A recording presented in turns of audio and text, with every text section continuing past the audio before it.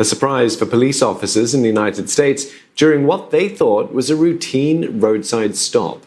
You just sit right there for me for a second, okay? They discovered a 5-year-old behind the wheel. Officers had stopped the car thinking the driver might need medical help after seeing it swerve badly.